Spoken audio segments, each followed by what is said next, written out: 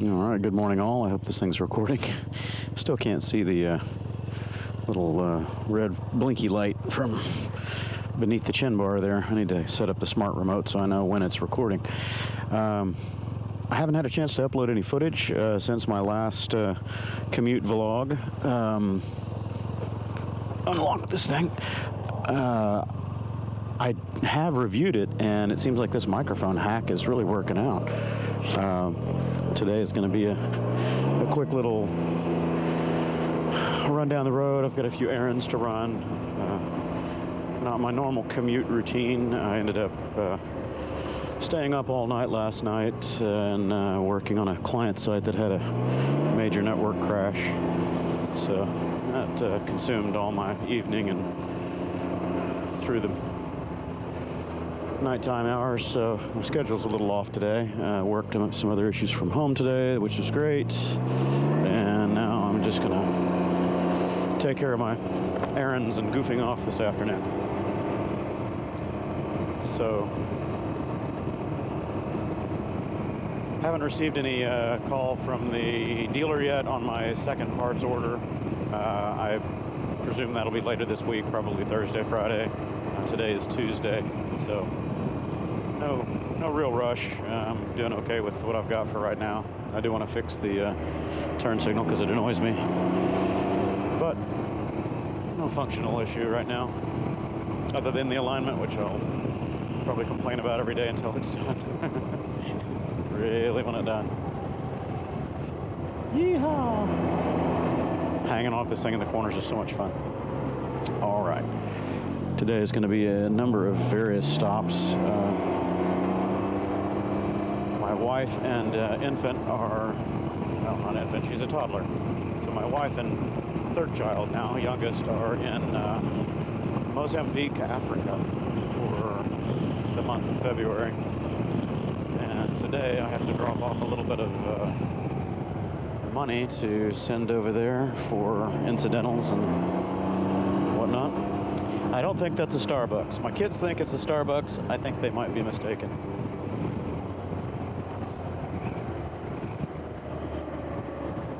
I'm turning.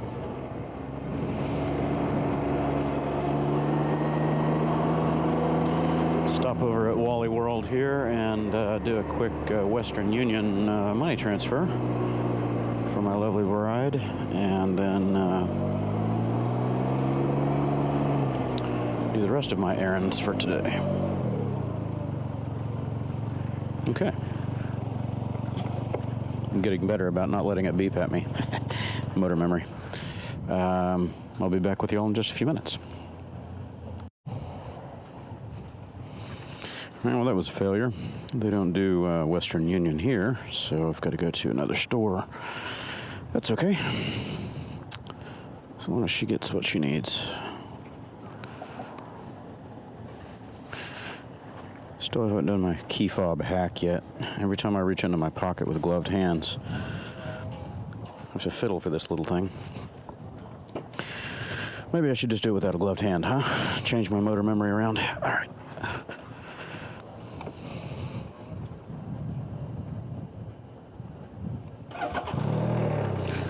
Pocket zipped. Brain on. All right. Parking brake off. I really want to do that parking brake mod, the hack. I'm going to see if I can dig around. I have an open request about that to the BRP guys to find out if we can get this option here in the United States. If it's a dealer installed thing or if it's something that owners can do themselves. But leaving this in busy parking lots, I'm always a little concerned that somebody's going to mess with it. You just never know these days. With a motorcycle, you have a column lock. You can turn the wheel to the left and lock the column. So at least if somebody does try to push it around or move it, it's going to go in circles, make their life a little more difficult. With the Ryker, just push it wherever you want. It's not easy, but nothing preventing them from rolling it.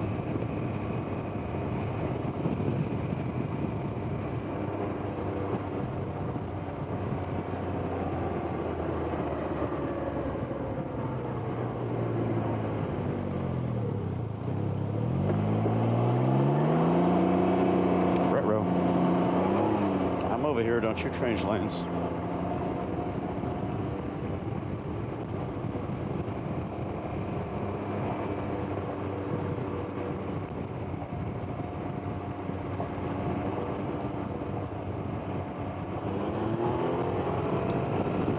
Gotta love that roll on.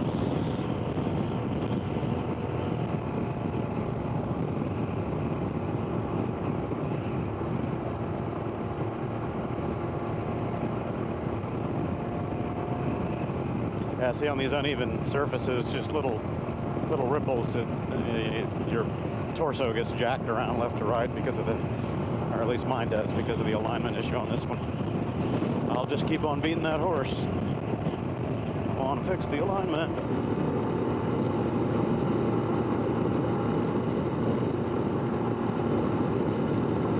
Oh, last night when I came home, it was raining, and something interesting was happening when I was at the stoplights in traffic. I was hearing this clicking, knocking sound, and I thought maybe it was one of the vehicles behind me, but when I pulled in the house at home, it was still doing it. So something, I don't know if it's in the belt assembly for the CVT or something more up in the front end. I couldn't really ascertain where it was coming from, but it was an unusual noise, definitely not a smooth mechanical sound. Something was a little off. I'll see if that sound reappears. I'll try to get a better recording of it, and maybe address that with BRP. Again, it's just little things that didn't seem to affect the performance or stability of the bike or anything like that. It's just an odd mechanical sound that doesn't sound quite right. Okay, so again, Rykering around town. Oop, there's a spot. Motorcycle, if you see him over there, you can park kind of wherever you want on the ends and just make your own spot. With the Ryker, not as easy because it's a little wider. That's okay. If I had a bigger spot up front over here, I would pull it in there, but I don't really want to take up too much of the sidewalk and be a tool. So leave these here, don't need to carry them. That's something else to get used to. Whenever you walk away from it, obviously the lights in the dash stay on. I don't know if I'll have to try this theory. I don't know if there's a beeper if you turn it off and leave it sit for a second while you're tearing off your gear and all that. If it beeps at you to let you know that you've left the key on there. Because I just know I'm going to walk away from this thing and leave the key on it one of these days. That'll really make me mad. Just beat up on myself some more. Well, that was a bust again. It's right around the lunch hour here, and there's only one teller at the customer service thing in there and about 15 people deep in the line. So I will postpone this little part of my trip for later or do it at another store.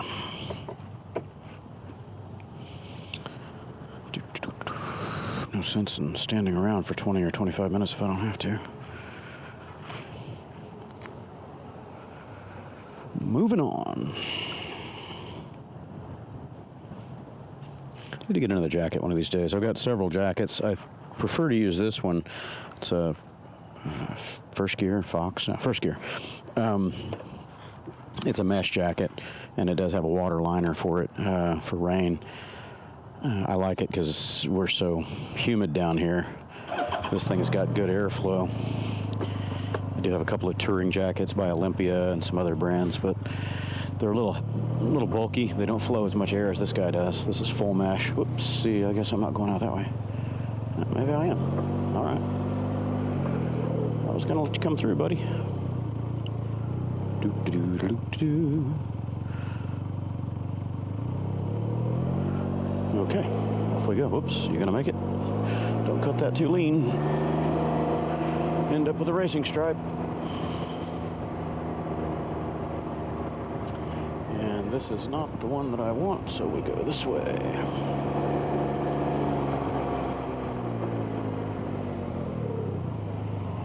All right, well, you're blocked, I'll go.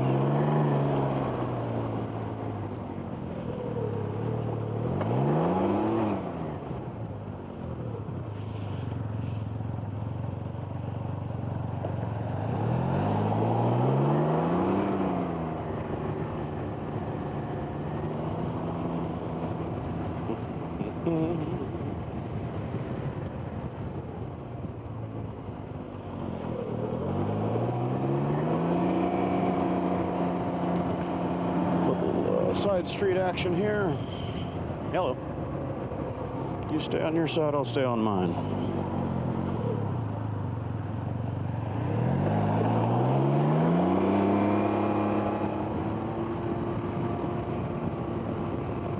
Another thing I haven't really memorized or learned on the Ryker yet is the self-canceling turn signals. I don't know how long they flash after a turn, and I don't know what the actuation on them is, if it's something in the steering stem, steering angle sensor, or if it's an IMU, or what it is that cancels them out. I do remember reading in the manual there's a 30-second auto cancel, but they do it right after a turn, so there's some other mechanism in there. I'm just used to pushing on the center to cancel, and you don't really have to on here. But considering I ride so many other machines, it's probably not a good idea to get in the habit of ignoring it and letting the self-cancel do that. Because on the other bikes, they don't have it.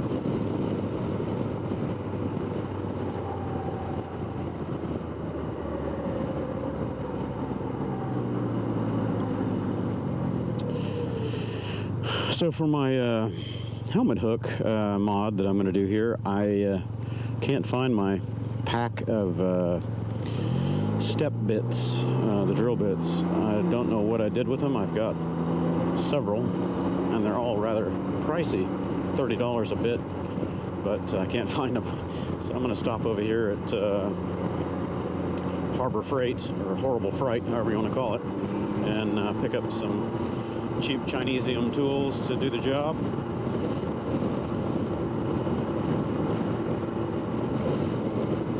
I'll go into details, try to do that one on video, show you how it's done. It's nothing fancy, nothing really hard to figure out, but as the helmet hook is delivered, it's going to have a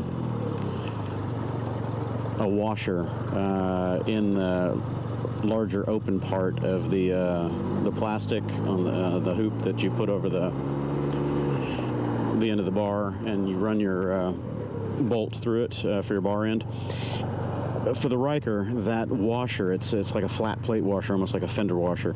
That won't work because of this, the way that the bar end mirror goes in. It's a thicker shaft on the bar end that expands out. So what I have done is just take a screwdriver or something and pry that washer out of the plastic. It's just a pressure fit, and that gives you a much larger hole that you can work with. And then the stepper bit that I'm going to go pick up right now is just to widen out that hole a tiny bit more, because the bar end mirror over here has a tapered section of plastic that if you didn't open this helmet hook up a little bit, it would make the bar end stick out just a tiny bit too far. So I'm just going to whittle it down a little bit, make it fit, and it should be a nice tight friction fit to where it doesn't swing too much relative to the bar end, and see how it plays. Goodbye, traffic. Dog veto.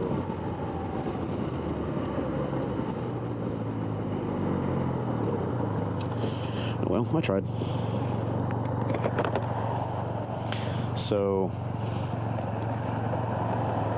by the end of the day today, hopefully my first round of mods will be done. I'll have that helmet hook on there. Later this week, I've got the deflectors for the front of the handguards, the light kit that goes with that. I'm not sure if those are just running lights or if they're running and turn signal. And I have not looked at the instructions yet for how they wire in. I don't know if it just taps into this here, or if they've got to run a whole new connection down into the front end of the bonnet there or whatever, but we'll sort that out. If it looks terribly difficult and there's a lot of front end disassembly, then I'll probably just let the dealer do that, because I plan on letting them do the sway bar. I don't want to mess with the sway bar personally. Later, when I feel more like tearing this thing apart and doing wrenching, I'll do all of that, but while it's brand new, I would much rather the dealer take care of that, because they've got the lifts and all the other nonsense. And apparently other users are having some issues getting that bar out of there. That means getting the other one in might be just as difficult. I'll learn from their mistakes.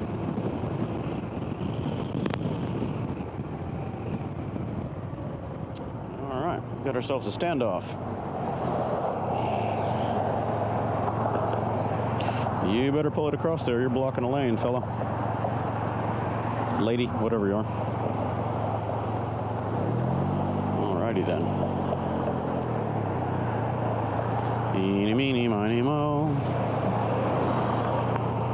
Oh, I'm going. Hey, kick the tail out. All right. Interestingly, on this bike, I'm sure the other 900s are the same. Even in normal mode, without the sport or rally engaged, you can still light the tire. The nanny kicks in after a couple seconds, but it doesn't ruin your fun too easy or too early. After it's really broken in, and probably after I've got quite a few miles on this tire and I really don't care about its health and longevity, I'll take this thing out to some parking lots and just gumball the rear tire, put it in rally mode and do donuts. Why not?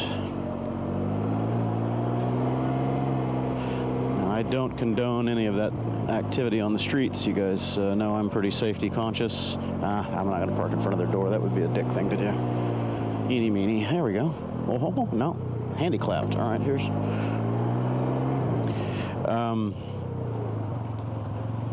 Yeah, I don't condone hot dogging on the streets and stuff like that, just because, you know, I have to go home at the end of the day, provide for my family, and I don't want to mess that up. And that includes going to jail for something stupid that I could have avoided.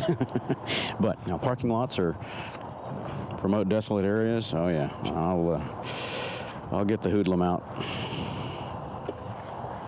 Okay, let's go into Horrible Fright here and see what we can see. Okay, well, that was a success. $20 for a 2-pack of stepper bits. These are relatively inexpensive. The one we need is that guy, right up to the 1-inch mark, so about halfway.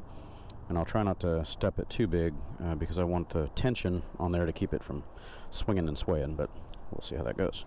I don't know if I mentioned this little interesting point before, but one thing about the Ryker is it's such an attention getter. Everybody wants to come up next to you and take a look.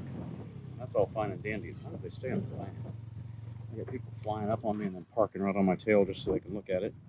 Or getting next to me in traffic and then staring at me and veering toward me because they're not paying attention to the road. This thing is its own rolling road hazard. Fun, but not so fun sometimes. Okay, so let's go do this. Well, that was mission accomplished. So that's the end of my errands today, I believe. I'm gonna go home and figure out how to edit this video.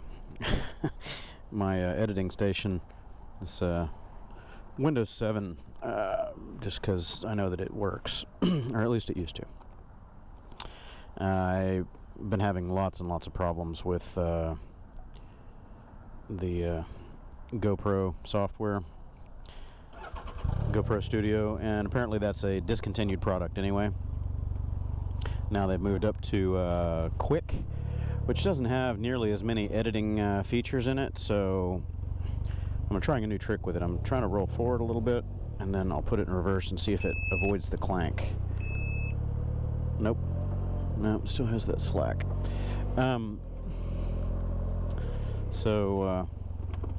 The GoPro software is kind of a bust. The only thing that I can see or a reason to use it is to get the gauges. I don't know if it's possible to get the built-in gauges for GPS and speed and all that. Okay, well, I'll go then. Thank you. So using Quick might be the only way to get the gauge info onto the video, but then once you do that, it's going to re-render, and then you would have to pull that over into some other software if you want to stitch it into additional clips. So it's going to be a very laborious process. Excuse me. I've purchased the Adobe Cloud suite, the whole shoot and match everything, all the products for the $59 a month or whatever it is. So that's going to give me a lot of the video editing tools. I just have to learn it now. It's a they've got a lot of wizards, and it looks fairly intuitive. It's just a pretty steep learning curve, understanding where all the tools are and how to use them. So that is going to be my task for the next day or two until I can figure it out well enough to stitch some video together and kind of re-engineer or duplicate the process that I was using before. What I was doing before certainly wasn't elegant, but it did work. So now I've got to figure out how to do that in the Adobe products. Again, I don't know if I can get the embedded data out of the video footage on these for the GPS and speed and G-force and all that. It's kind of neat. I did it on one video, and just I don't know, a 8-minute clip took 45 minutes to export and re-encode and put all the gauges on there. So it was a little kludgy, and that would just be round one. You'd just have to do more of it if you wanted to stitch multiple clips together, because Quick does not give you the ability to add multiple clips at the same time. It's per clip, that's it.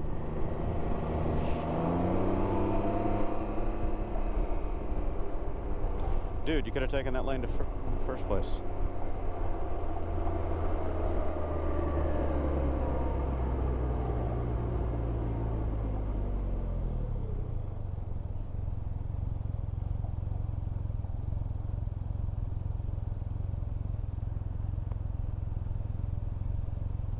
Normally I listen to music in my headset on my Cardo, but I haven't been doing that on this, just because I've been so in tune with the new bike and mechanical noises and trying to learn its little quirks. I don't want to have music playing and masking over it.